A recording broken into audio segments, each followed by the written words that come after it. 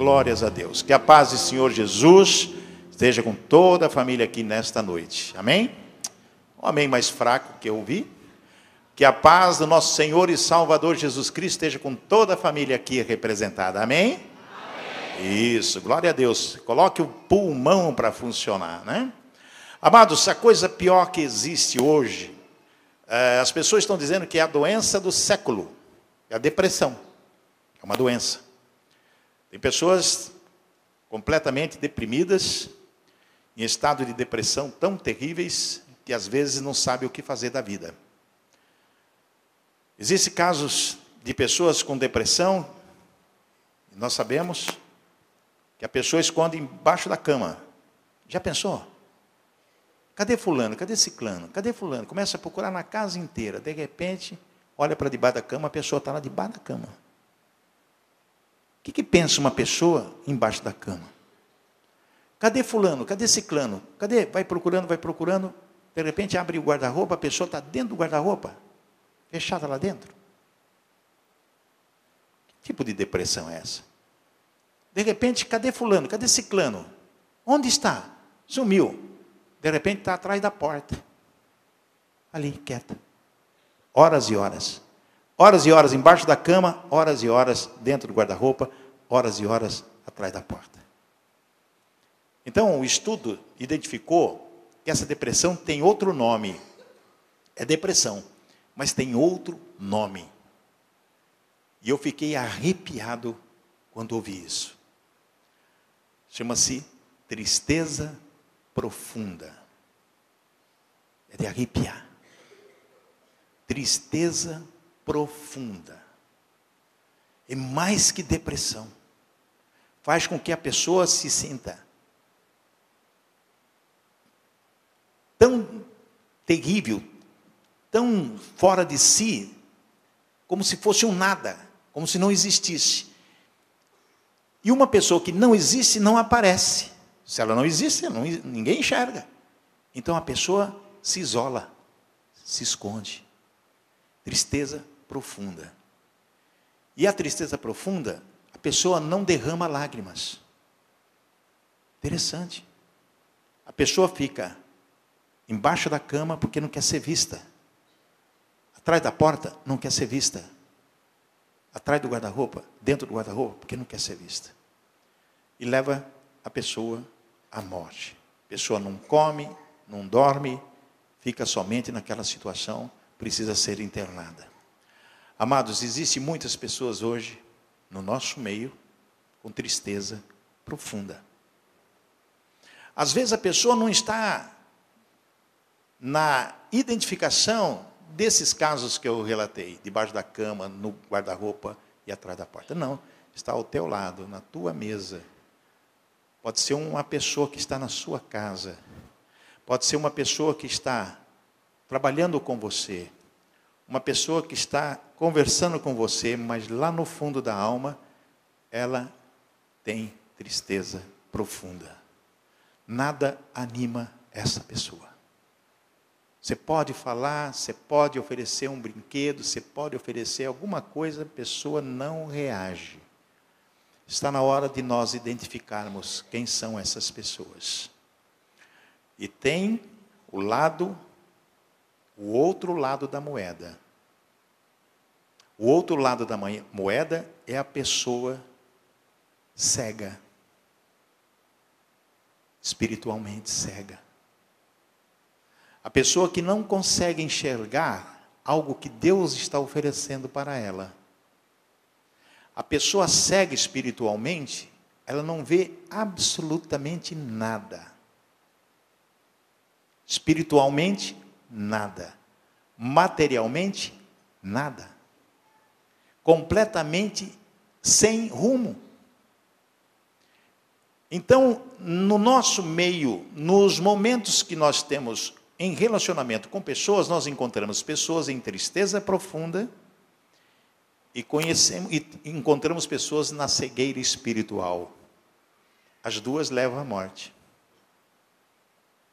As duas levam à morte.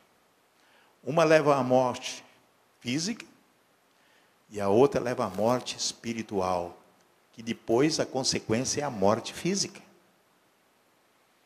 Nós não podemos ser egoístas no dia a dia da nossa vida, quando nós encontramos pessoas e você não sabe identificar em que situação está essa pessoa. Uma pessoa sem Jesus, ela entra em tristeza profunda. Uma pessoa sem Jesus, ela é cega espiritualmente. Quantas pessoas estão nessa situação? Milhares de pessoas. Na nossa comunidade, talvez dentro da nossa casa, no nosso local de trabalho. As pessoas pensam que estão bem, mas na verdade lá no fundo não estão bem. Não conseguem sentir uma alegria contagiante de saber que existe uma esperança, que é Jesus Cristo, para mudar a história da nossa vida. Prestou atenção? Tem muitas pessoas que conhecem a Bíblia Sagrada, de vez em quando lê, ou fica com a Bíblia em casa, mas não percebe o que está dentro dela. A cegueira espiritual não deixa a pessoa enxergar algo que está para acontecer com a vida dela e com a humanidade por ignorância. Ou porque achar que é tudo brincadeira do acaso. Não. Vocês vão ler na Bíblia hoje. Eu acho que vocês têm que abrir a Bíblia. Lê agora. Abra a tua Bíblia. Você trouxe sua Bíblia? Quem trouxe a Bíblia? Vai em Sofonias. Depois de Abacuque. Lá quase pertinho do Novo Testamento. Tem Sofonias. É um livro pequenininho. Que tem lá uma palavra de Deus para nós hoje. Foi escrito há centenas de anos passados, mas que serve para nós hoje, que é um alerta a todos nós. E esse alerta fala sobre o que está para acontecer. Vocês abrem em Sofonias, no capítulo 1 de Sofonias, versículo 14, que diz assim: o grande dia do Senhor está perto. Sim, está perto, e se apressa muito. Eila, a amarga é a voz do dia do Senhor, clama-lhe o homem poderoso. Presta atenção no que está dizendo a palavra, amados. Vamos considerar alguns textos aqui. O grande dia do Senhor está próximo. Qual é o grande dia do Senhor? A volta de Jesus. A volta de Jesus. Está perto, está próximo, e logo vem. E tem um recado que ouçam, será amargo. Até os guerreiros gritarão, o homem poderoso gritará. Aquele dia é o dia da indignação, dia de tribulação e de angústia, dia de alvoroço e de assolação, dia de trevas e de escuridão, dia de nuvens e de densas trevas. Olha que está dizendo a palavra de Deus, será um dia tenebroso. Imagine uma situação, alguém já viu tempestade? Quando as nuvens ficam negras, aquele vento forte, relâmpagos, dá medo ou não dá? Sim ou não? Sim. Aquele dia é dia de indignação, dia de tribulação, de angústia, dia de alvoroço, de assolação, dia de trevas e de escuridão, dia de nuvens e de densas trevas. Nuvens negras, trevas, escuridão. O dia se transforma em noite, trovoadas, angústia, indignação, desespero, alvoroço. As pessoas não sabem o que vão fazer. Na sequência do texto, diz assim: o que Deus está dizendo? E angustiarei os homens, e eles andarão como cegos, porque pecaram contra o Senhor, e o seu sangue se derramará como pó, e a sua carne como esterco. Está escrito aqui: eu angustiarei os homens, e eles andarão como cegos, porque pecaram contra o Senhor. E o seu sangue se derramará como pó, e a sua carne como esterco. Lixo, chão, coisas terríveis. Porque desviaram do Senhor. Estão caminhando como cegos, não enxergam absolutamente nada. Na escuridão as pessoas enxergam alguma coisa? Não. Não enxerga absolutamente nada. E diz no versículo 18: nem a sua prata, nem o seu ouro os poderá livrar no dia da indignação do Senhor. A pessoa pode ser arquibilionária, não adianta nada ter dinheiro no dia do Senhor. Mas pelo fogo do seu zelo será devorada toda a terra, porque certamente fará de todos os moradores da terra uma destruição total e apressada. O que a palavra profética de Deus está dizendo? Que aquele que não seguir a Jesus Cristo como o Senhor de sua vida, não optar pela salvação, vai passar por tudo isso. Cegos espiritualmente já estão passando por essas tribulações. A pessoa que não tem Jesus acaba desenvolvendo ações que prejudicam a sua casa, a sua família, os seus negócios e a si próprio. E acaba por contaminar outras pessoas também. Então eu digo, cuidado com a cegueira espiritual. Cuidado com a cegueira espiritual. Porque a cegueira espiritual traz tragédia na vida das pessoas. Mas você tem que ter a condição de estar com os olhos abertos. Ter uma visão profunda, uma visão maravilhosa. Você pode encontrar esperança de vida eterna. Porque a cegueira espiritual leva as pessoas à morte eterna. A visão de esperança, que nós falamos a semana passada. Você tem esperança? Traz o quê? Vida eterna. E você, querendo, presta atenção, amados, você vai descobrir um Deus amoroso. Você vai descobrir um Deus que proporciona vida plena a seus filhos. Porque quando nós temos a certeza da salvação eterna, e nós temos a visão do reino de Deus, porque os nossos olhos espirituais estão abertos para ver a gloriosa manifestação do Espírito Santo que habita em nós e que nos dá uma promessa de vida eterna, então nós estamos bem. A cegueira espiritual não existe para nós. O que existe realmente é uma visão celestial, uma visão espiritual, uma visão que vai nos proporcionar uma vida plena. É isso que Deus quer para nós. Amém? É Deus que proporciona uma vida plena para os seus filhos. Quem é filho de Deus? Glória a Deus.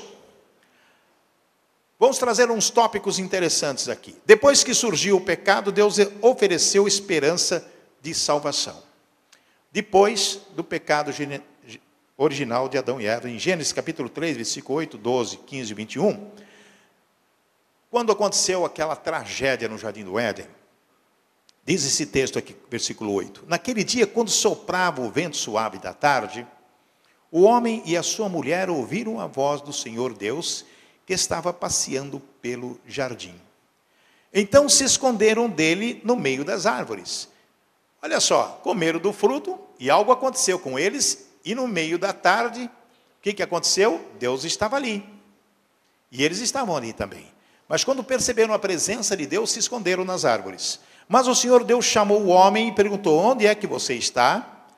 O homem respondeu, eu ouvi a tua voz quando estavas passeando pelo jardim.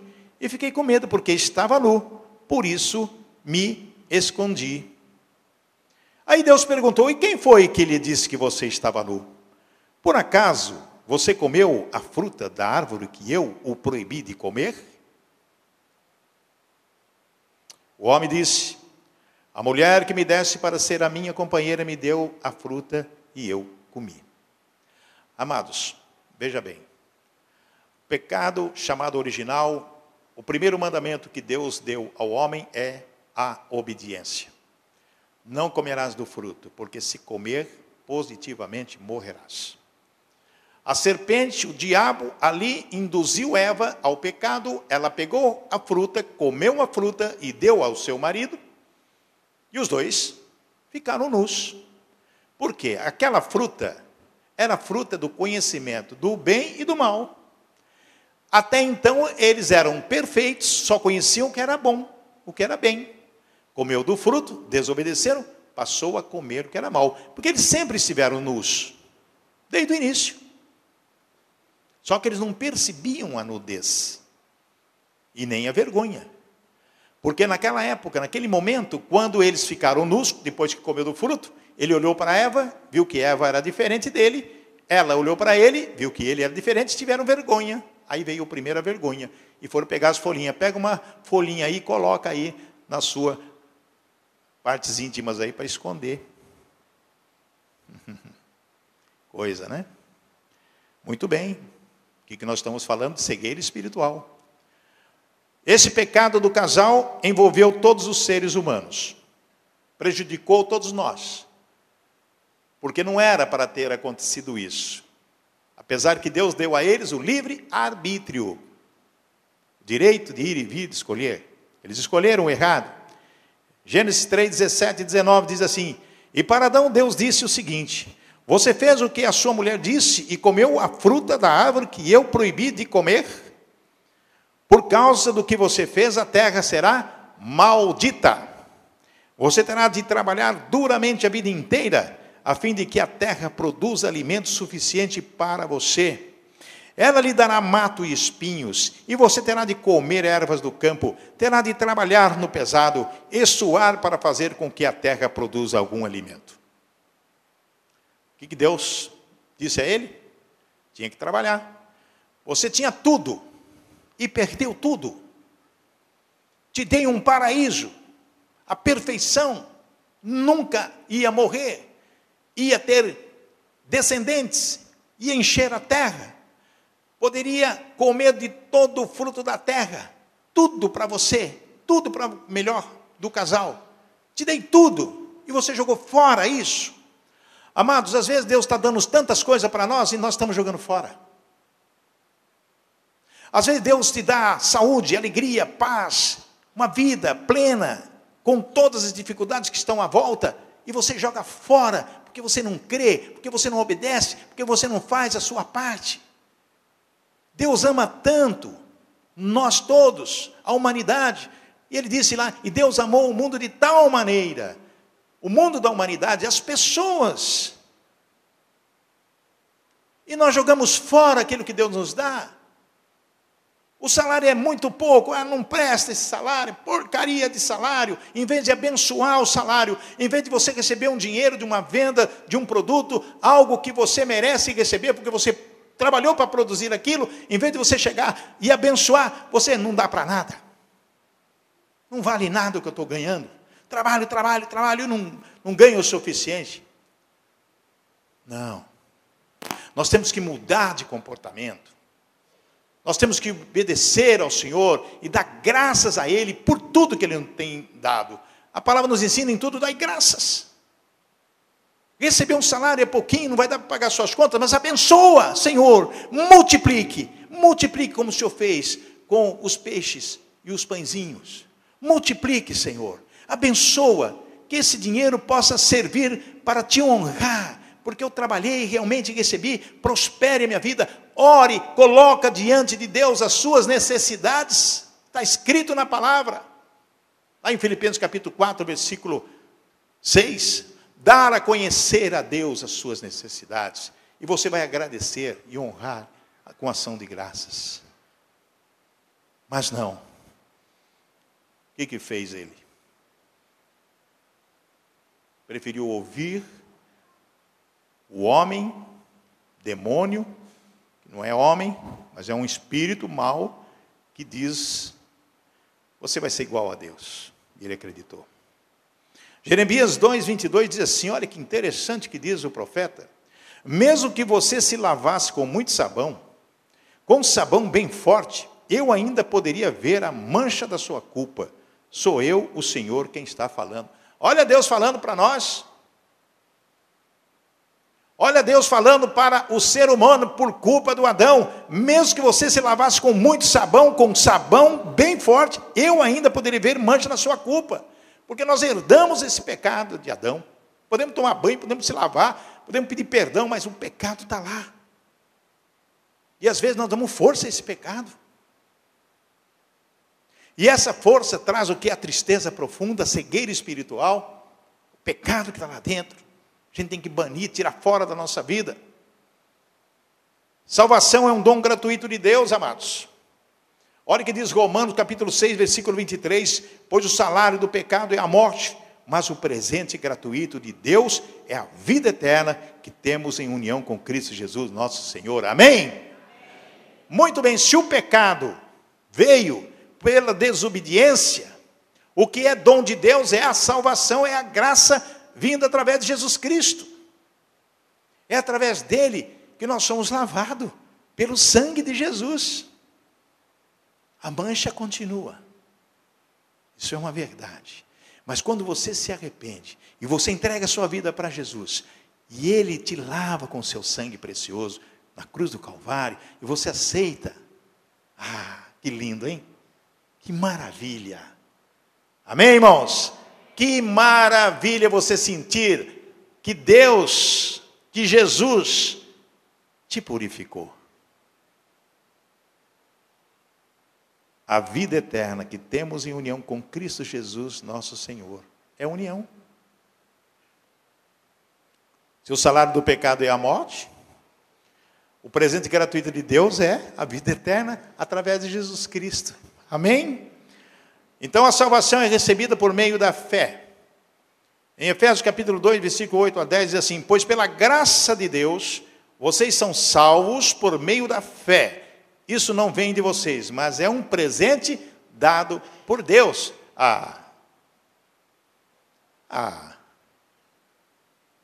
Que coisa linda! Pela graça de Deus, vocês são salvos por meio da... Está fraco. Pois pela graça de Deus, vocês são salvos por meio da... Isso não vem de vocês. Vem da onde? De Deus. A fé, gente, é um presente de Deus. Pastor, se é um presente de Deus, por que eu não estou recebendo esse presente? Por que minha fé é tão fraquinha? Por que eu não sinto essa fé tão forte para mover montanhas, para mandar embora os meus problemas, para que o milagre de Deus que eu tanto necessito não venha? Pequena é a tua fé. Jesus diz: por que duvidasses, ó homem de pouca fé? Falou isso para Pedro. Pedro conseguiu andar sobre as águas quando Jesus disse: vem, Pedrão. Mas de repente veio o quê? Uma tempestade, veio um vento forte, veio o diabo, veio um incômodo, veio um negócio terrível. Ele ficou cego espiritualmente, porque ele tirou os olhos de Jesus, ele tirou o foco de Jesus, e tirando o foco de Jesus, ele perdeu a fé e afundou. Jesus teve que sustentá-lo. Ô homem de pouca fé, por que duvidastes? Como é que está a nossa fé? Se é um presente dado por Deus, como que nós vamos conseguir? Olha só, a salvação não é o resultado dos esforços de vocês, portanto, ninguém pode se orgulhar de tê-la. A salvação não vem de vocês. Sou salvo. Pois foi Deus quem nos fez o que somos agora. Em nossa união com Cristo Jesus, Ele nos criou para que fizéssemos as boas obras que Ele já havia preparado para nós. Amém, irmãos? Não é orgulho de ninguém, é Deus que te dá o dom gratuito da vida eterna, da salvação. É Deus que te dá a fé. Você pede, você recebe. Quando você abre teu coração, Deus acrescenta a tua fé, vai aumentando a tua fé, a fé vai crescendo, e você vai ter o benefício das bênçãos de Deus na sua vida, porque é Ele que te dá de presente. Você tem que buscar, você não pode ficar parado. A fé não vem. Me diga uma coisa, a fé vem através do que mesmo? Eu esqueci. Minha cabeça está tão... A fé vem para aqui. Vem, como que vem a fé? Eu não ouvi direito. A fé vem pelo... Ouvir o quê? A fé vem pelo ouvir a palavra de Deus. O que nós estamos fazendo aqui? Ouvindo a palavra de Deus. Por isso nós teremos o quê? Amém. Glória a Deus. Exatamente. A fé vem pela ouvir a palavra de Deus. E sem fé é impossível agradar a Deus. As boas obras revelam a autenticidade da fé. Ela não vem sozinha. Ela vem acompanhada. Olha o que diz Tiago, capítulo 2, 17, 24, 26. Portanto, a fé é assim. Se não vier acompanhada de ações, a coisa é morta. É coisa morta. Ações são obras. A fé é assim. Se não vier acompanhada de ações, é coisa morta. Assim vocês veem que a pessoa é aceita por Deus por meio de suas ações e não somente pela fé. Portanto, assim como o corpo sem o espírito está morto, assim também a fé sem ações está morta. Através das boas obras que nós fazemos, acrescenta a nossa fé. Se temos fé, é porque fazemos coisas boas para as pessoas. Quais são essas obras? Você se preocupa com o teu próximo? Você acode às necessidades dele? Você supre as necessidades da pessoa? Quantas pessoas estão necessitadas no dia a dia da nossa vida? Quantas pessoas estão perecendo, indo para a tristeza profunda, naquela cegueira espiritual? Você fala de Jesus para ela. Você dá a ela um pouco de você para ela. Você sustenta. Você acode. Você é aquele suporte para a pessoa que necessita. Que às vezes, se você não ajudar, ela entra em tristeza profunda, acaba com a vida dela e você perde aquela vida. O sangue dela vai clamar. Porque você não ajudou, porque você não fez. Talvez uma palavra. Talvez algo que você não consegue suprir necessidades materiais, mas você pode suprir necessidades espirituais. Tirando da cegueira espiritual, falando de Jesus, Ele é a solução. Entregue tua vida para Jesus. Mostre a Ele a sua dedicação. Acrescenta a tua fé através das obras. E você vai ver a diferença. Porque a palavra, ela é certa. A palavra de Deus implantada em nós é poderosa para nos salvar. Tiago 1:21 diz assim: portanto, deixem todo costume imoral e toda má conduta. Primeiro ponto que Tiago diz: deixe todo costume imoral e toda má conduta. Costume imoral, vocês sabem o que é. Má conduta, vocês sabem o que é. Aceitem com humildade a mensagem que Deus planta no coração de vocês, a qual pode salvá-los. A fé vem por ouvir a mensagem, a palavra do Senhor. Bem fundo no teu coração, você vai sair da cegueira espiritual e vai trilhar uma visão celestial. Jesus é a única esperança de salvação. Amém, irmãos? Está lá em 1 João capítulo 5, 11 e 12. Esse é o testemunho. Deus nos deu a vida eterna, e essa vida é nossa por meio do seu Filho. Quem tem o Filho tem a vida, quem não tem o Filho de Deus não tem a vida. Quem crê em Jesus Cristo tem a vida eterna. João 3,16, nós citamos já o texto. Porque Deus amou o mundo e tanto que deu o seu único Filho, para que todo aquele que nele crê não morra, mas tenha a vida eterna. Amém, irmãos? Então a alegria da salvação deve ser compartilhada com outras pessoas. Está em moda compartilhar, não está? Sim? Quem tem Zazap aí? Facebook? Compartilha, curte e compartilha. A palavra de Deus também é assim. Se é bom para você, você curtiu? Compartilha. Compartilha. O que você aprende nos cultos, na terça-feira, anote, pega o texto, manda as mensagens, cola, vê, manda. O que eu aprendi hoje na palavra do Senhor, compartilhe. Sabe o que você está fazendo? Tirando pessoas da cegueira espiritual. Tirando pessoas da cegueira espiritual. João 4, 29, 39 e 42 diz assim: venham ver o homem que disse tudo o que eu tenho feito. Será que ele é o Messias? Está falando daquela mulher que Jesus encontrou, a samaritana, que perguntou para ela: escuta, você é fulano, cadê o seu marido? Não tenho marido. Eu sei, você não tem marido porque você é uma mulher de muitos maridos. Falou, Jesus falou para ela. Daí ela saiu e foi falar para os samaritanos. E disse: venham ver o homem que disse tudo o que eu tenho feito. Será que ele é o Messias? Muitos samaritanos daquela cidade creram em Jesus porque a mulher tinha dito: ele me disse tudo o que eu tenho feito. Daí eles foram falar com Jesus. E Jesus ficou um tempo com eles ali. E eles diziam à mulher: agora não é mais por causa do que você disse que nós cremos, mas porque nós mesmos o ouvimos falar e sabemos que ele é, de fato, o Salvador do mundo. Palavra do Senhor.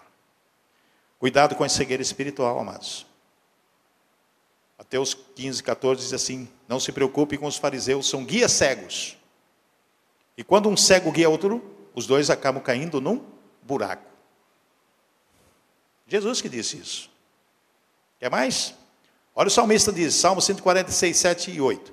Ele julga a favor dos que são explorados e dá comida aos que têm fome. O Senhor Deus põe em liberdade os que estão presos e faz com que os cegos vejam. O Senhor levanta os que caem e ama aqueles que lhe obedecem. Jesus é a única solução para tirar a pessoa da cegueira. E às vezes estamos na igreja e somos cegos para certas realidades. Então nós devemos abrir o nosso coração e dizer: Senhor Jesus, não, eu estou vendo a tua glória. Amém? Senhor Jesus, eu estou vendo a tua glória. O Senhor não morreu em vão. O Senhor morreu por mim. Fui lavado pelo teu sangue precioso. Pai, ajuda-me, acrescenta a minha fé, que eu faça boas obras e que eu possa salvar vidas. Às vezes, ao lado da tua casa, em qualquer lugar onde você está, tem uma pessoa precisando de Jesus. Então, segue espiritualmente. Segue espiritualmente. E cegueira espiritual leva a pessoa à morte física. Morte física. Então, nós temos que acordar para essa realidade. Crer mais no Senhor Jesus. Deixar de lado algo que pode acontecer na nossa vida, que é aquela tristeza profunda. Encontrar pessoas que estão indo nesse caminho, quase indo para debaixo da cama, quase entrando dentro do guarda-roupa, quase ficando atrás da porta.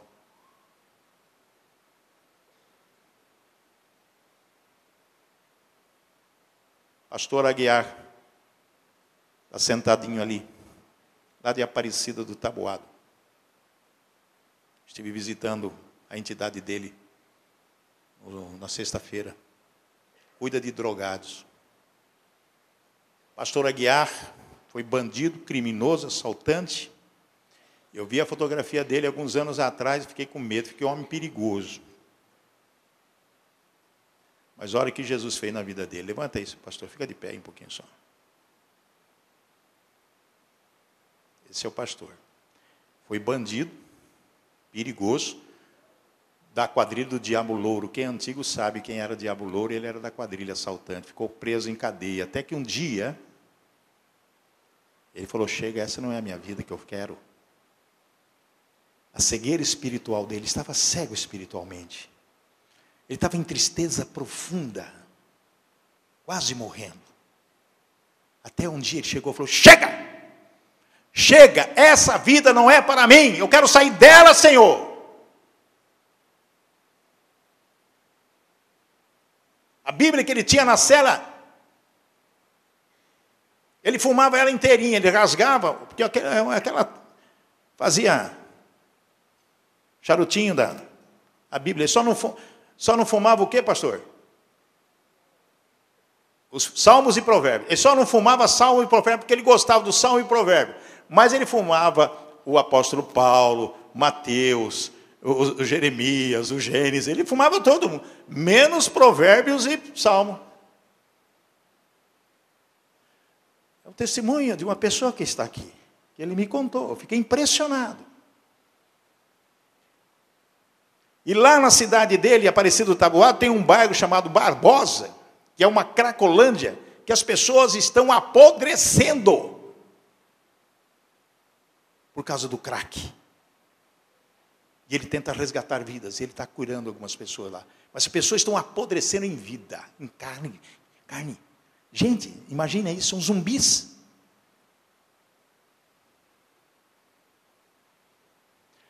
O que é isso?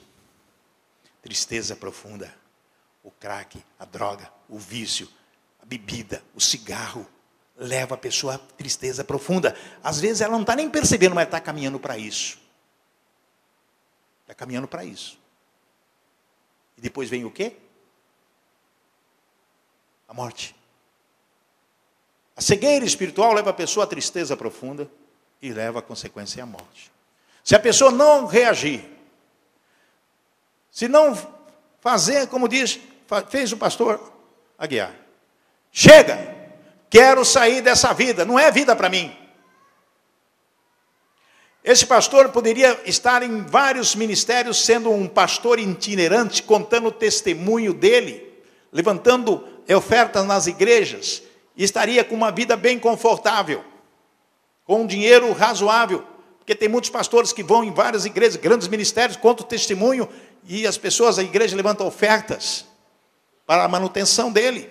Poderia escrever livros, contando o testemunho dele, um bandido que virou crente, que hoje é pastor, recupera drogados. Não, mas Deus falou, não, você vai ficar lá, numa chácara, com toda a dificuldade que ele tem passado, recuperando drogados.